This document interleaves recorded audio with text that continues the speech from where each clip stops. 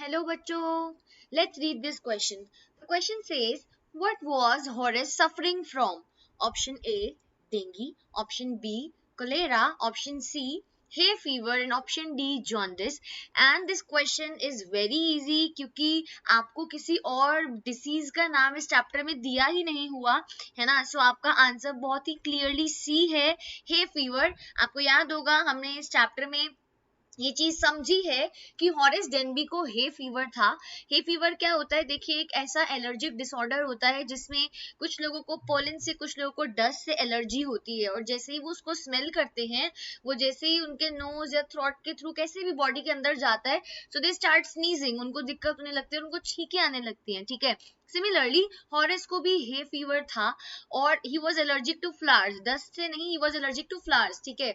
और जब वो चोरी करने गया, जब वो रॉबरी का एक्ट परफॉर्म कर रहा था, तो जिस टेबल के पास वो बैठा हुआ था वहीं पे बंच ऑफ फ्लावर्स था, और उन फ्लावर्स को स्मेल करते ही, उन फ्लावर्स के स्मेल के वजह से what happened was Horace started sneezing. वहां पे छींकने लगा. ठीक है. और उसकी छींक की आवाज सुन ली गई. ठीक है. तो वो काफी बार छींका वहां पे, एंड समहाउ ये हे फीवर उसके लिए बहुत ही खतरनाक रहा, क्योंकि आप इमेजिन कर सकते हो कि देखो कोई चोरी कर रहा है अगर, है ना, आप सोच के देखो कोई चोरी कर रहा है और बड़े ही चालाकी से, बड़े ही मेटिकुलसली प्लान करके हॉरेस डेनबी चोरी किया करता था, बड़े बड़े घरों में ही चोरी किया करता था.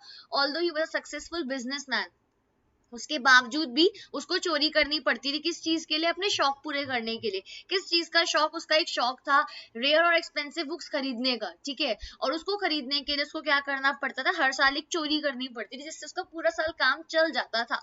अब आप सोचो वो चोरी कर रहा है और सिर्फ कुछ फूलों को सूंघने की वजह से उसका स्मेल उसके नोज में जाने की वजह से ही स्टार्टेड स्नीजिंग, और वो फंस गया उसके वजह से. ठीक है.